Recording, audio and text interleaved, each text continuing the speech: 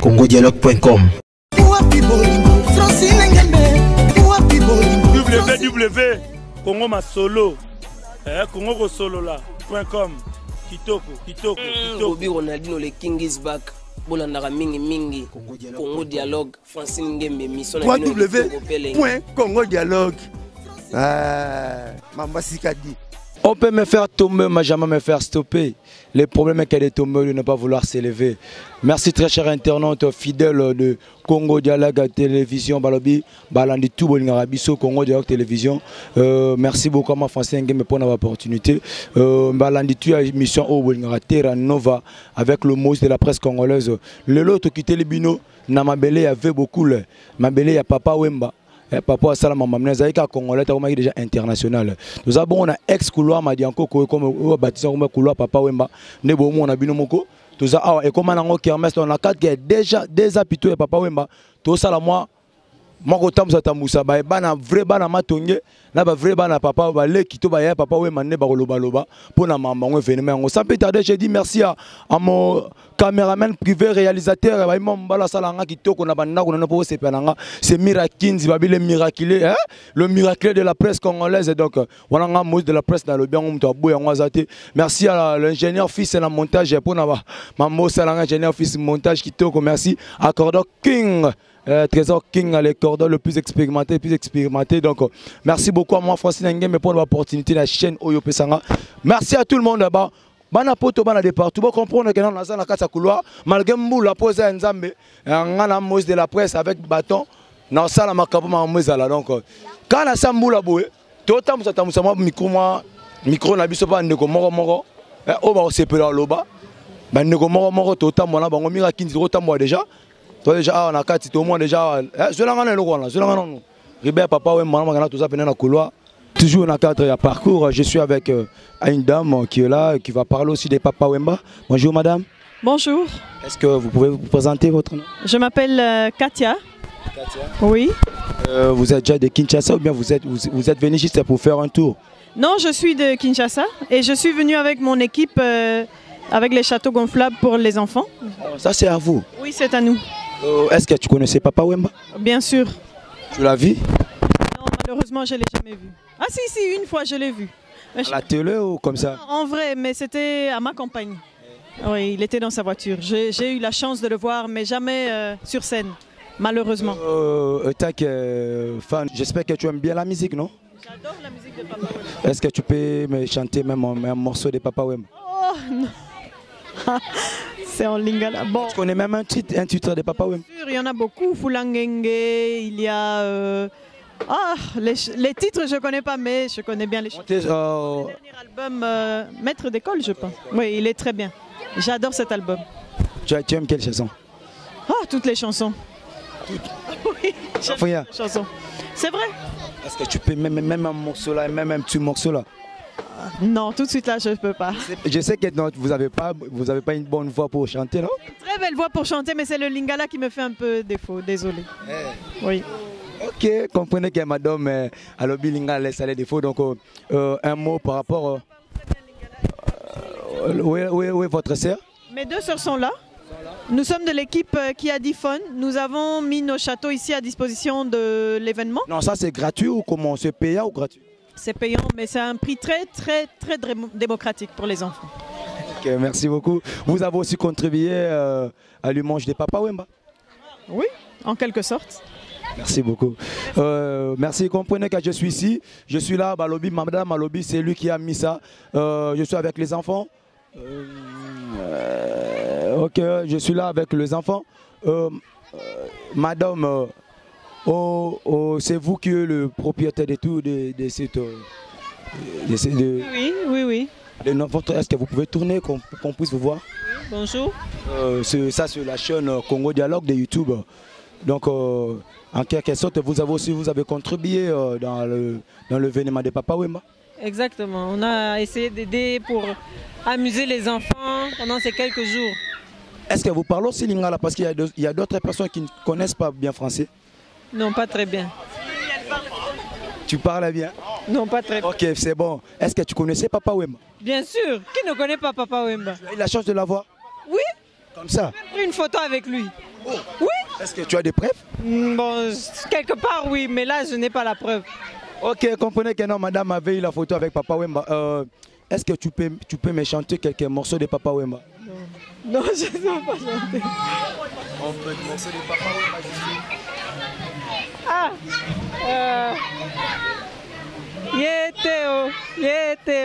Yétéo. Voilà, c'était. Ok, merci. Yétéo. Do you love me, girl? Ok, merci. Ouais, on a toujours parcours à micro de Tambola. Tous appelés mon organisateur événement au Moni Libanda. N'engé bat bazoya to me kauswa na ye. Yene to beta moi masolo moi mingi pour tout par rapport à l'organisation. Zappé mon ba petit avec beaucoup pas boaka. Zepegeni, Boni. Oui, calme. Santé normale. Tout va très bien. Ça sur le Congo Dialogue YouTube ba kiti pena na cadre pour na ko immortaliser PV beaucoup. Le gros amour que organisateur, c'est trop comprendre. Tout le monde comment fait-il organiser ce Tambola? Bon, bisous tout ça. Organisateur officiel la VITSEF, donc festival en Voilà. PW pour honorer Papa Wemba. La première édition, tout déjà au salaire. Non, c'est la première édition, donc tout venir dans ma vie, tout réfléchir, tout qu'est-ce qu'on pouvait faire pour Papa Wemba.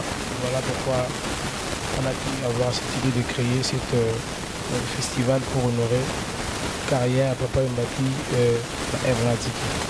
Vous avez juste organisé vos salika bana matonge ou vous avez en dehors matonge ba commune suspect tout ba quartier suspect petit. Bon, Papa Wemba na matonge ta, Papa Wemba na un être humain, un Congolais. Par là ils ont une communauté congolaise et puis la diaspora et puis toute l'Afrique tout entière. Donc ils ont appris donc c'est international, c'est pour tout le monde qui veut participer à cette édition de la VITSEF PW 2018. Donc nous allons juste pour Papa Wemba tout si aura que mission européen à ça là vraiment bien peu à Kofi beaucoup immortalisé. Bon, plus tout ça plus pour Papa Wemba donc. Plus on passe de Papa Wemba, donc ils ont plus pour la Papa Wemba, merci beaucoup Balandia Congo de l'ordre pour comprendre que ils ont beaucoup des soucis. La VITSEF, donc festival en Verlan, aujourd'hui festival au Baloussian et ça la VITSEF PW comme Papa Wemba. Vous comprenez parce que biso moi mon Congo mine longo na biso pour me la café mingi pour le français makasi on a été mais la VITSEF ndenge mo lobby bazo immortaliser Papa pour na ba F fatigué sa première édition na bino je crois non? Oui, c'est notre première édition. Est-ce que vous assurez que vous continuer nango na ba jour réseau la nanasim? Si Dieu nous donne la force, pourquoi pas le faire? Donc on le fera. Organisateur non na oazo chapeau nango c'est toi qui l'organisateur tous appellent ba bosso. Et ça équipe Mobimba, donc tous en hiérarchie, ils ont bien établi. Moi je suis chargé du média, donc il y a aussi des gens qui sont chargés de la communication, il y a les présidents, et puis il y a des conseillers, et puis il y a tout ce comité pour ça. Donc ils ont équipe Mobimba, ils ont sur organisation. Oui. Donc yo aux attentes on va n'a pas Papa session, non il faut qu'on se le dise. Nous attendons on va Papa Wemba pour donc Raya Papa Wemba Moulay, nous sommes tous les gars na souka. Donc vous attendez on va en aller quand même. Sur nous attendons on va na papa. Tant vous avez na papa papa za rolinga mingi nini. Tant vous avez na papa est-ce que vous avez un ndenge ni?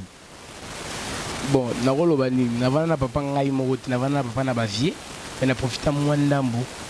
Na opesi mbote au solo la moi ba échange de paroles donc de loin c'était quelqu'un qui était simple et de près il était aussi simple. Donc papa mazalai bien. Azai bien ma bien mais nga ba souvenir za ngo za bien. Donc na rolo batiki non azai kana ma souvenir ma bien lo banon. J'ai qui de bons souvenirs avec papa. Et tu yoka pena na so montrou hein. Atika libanga mombo na générique comment? Bon, libanga na ngolote. Elle voit papa a dédicace moi là donc c'est rien. Au c'est la biso tama moksum qui était le papa oui. Malheureusement la musicien te donne koyema. Oza koyema matal po oyoka ngo pe na ndako oza to ngo pe na voiture oza pe ton oyoka ngo na palin c'est sur na chambre pe ata moi vocal moi qui avait beaucoup lolinga. Ah ba vocal za ngo bien. Mingi la c'est de la mingi show me the way. cheminots c'est quoi donc on nous éveiller mais voyez en tout cas parce qu'ils ont un ami c'est une bonne organe donc voilà. Ouais, comprenez que Zep a beau na lobby a beau ma organe ma mission donc comprenez que non Zep na mon ngoti kayo parce que tout le monde a toujours peine en pied levé en plein boulot merci na temps au PCV sur la nayo ceux qui t'inzap toujours pas le cas tous avec organisateur mususu te me capo ce moka papa maman merci beaucoup mot de la fin nayo ezanini bon mot de la fin na ezali juste pour la deuxième édition, on soit CP la première édition, toi aussi la première édition on est là à hésiter à contacter Bissot sur Facebook notre page c'est la VTF PW Papa Wemba et il y a tous les coordonnées qui sont dans notre page Facebook donc à contacter Bissot pour tout travailler ensemble pour la deuxième édition car il y a beaucoup de choses à faire et contribution d'avant est très important pour la Bissot. Merci beaucoup Zep, merci beaucoup pour la temps pesi biso bo comprendre que notre ozawa toujours temps la pona papa wemba batu pe bazawa na ebité batu bakolo ba pona fait beaucoup net ba vie pe bazawa ya bonjour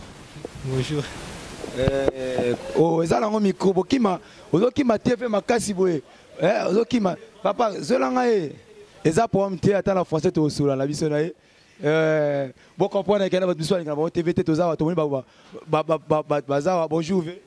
Bonjour, mais non, c'est juste moi micro baladeur pour pas na papa wemba pour tout monde pour aux na kata ils ne sont pas habitués. Ils sont habitués. Ils ne sont pas habitués. Ils ont déjà que bon qui mal bon micro c'est tout. Na nenge bega au lobby et ça bega bien. Mais oui papa wemba non. Pas fait beaucoup le tennis biso na king na pas peine fait beaucoup le tego botam. Ah le baté. Maman Tonya venu. Ah lui aussi. Pénéka na vie. Pourquoi c'est le moi capella moi VT moi muké. Na ebi que ça la lango likolo mais moi ndambu pour écouter immortaliser KV moi le moi ouais bien V que ça attend moi bien.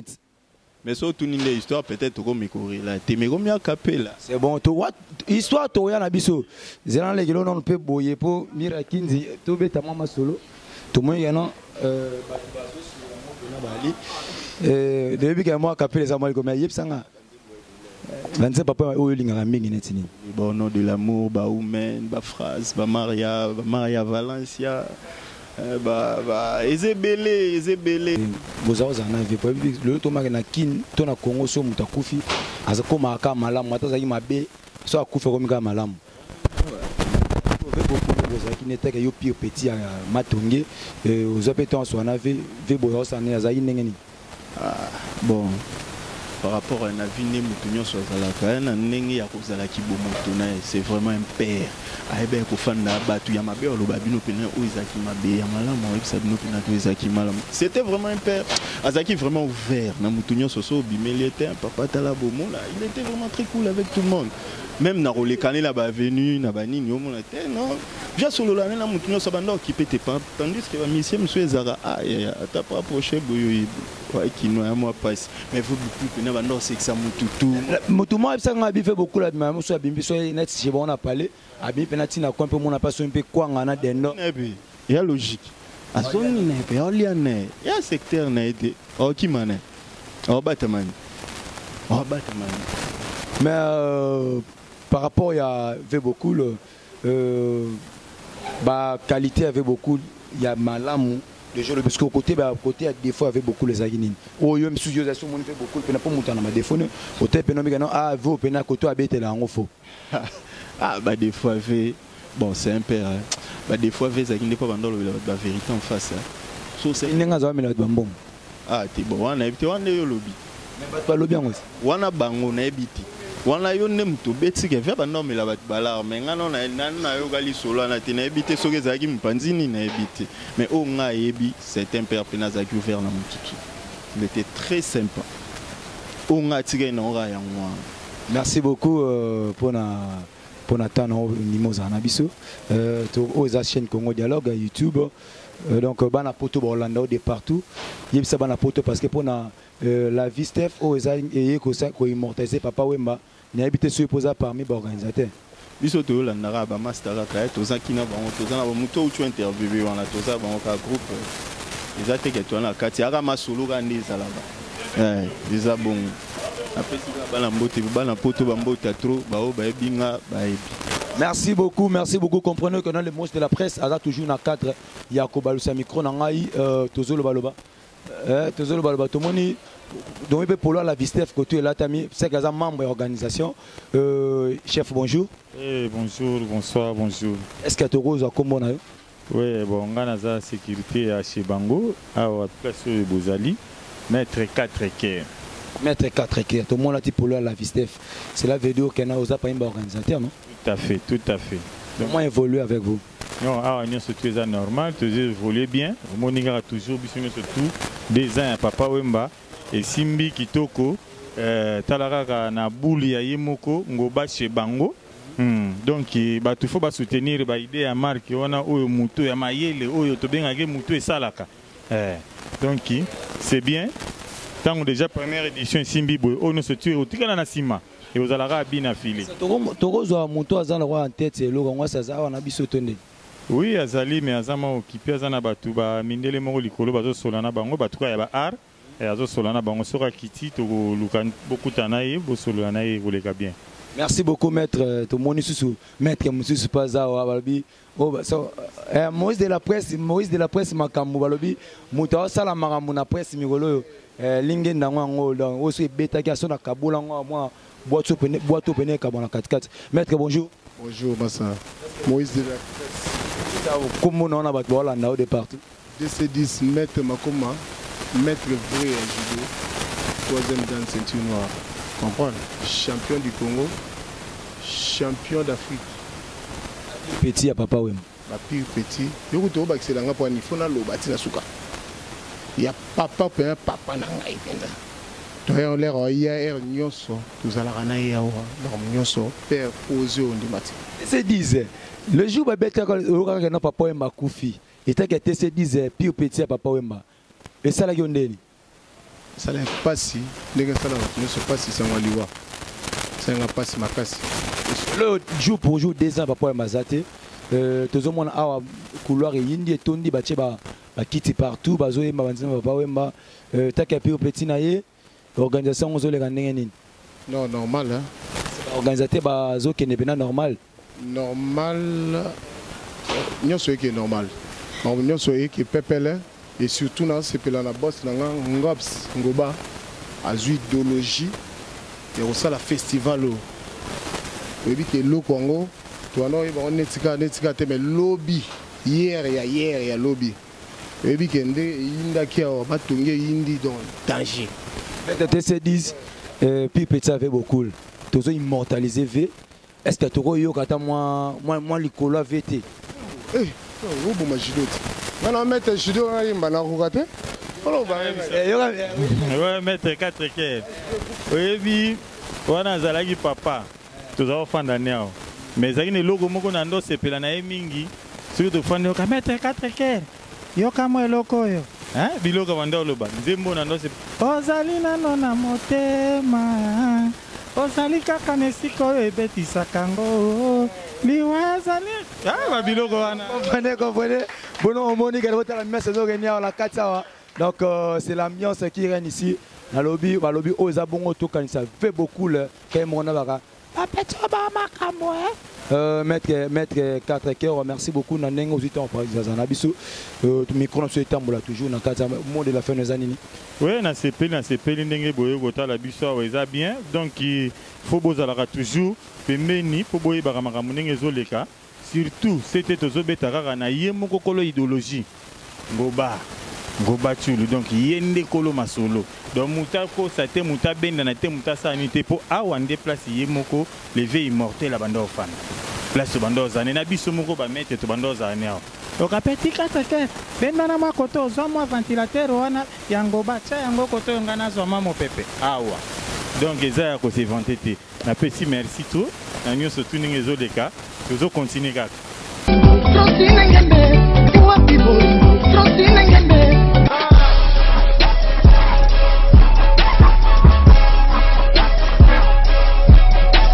CongoDialogue.com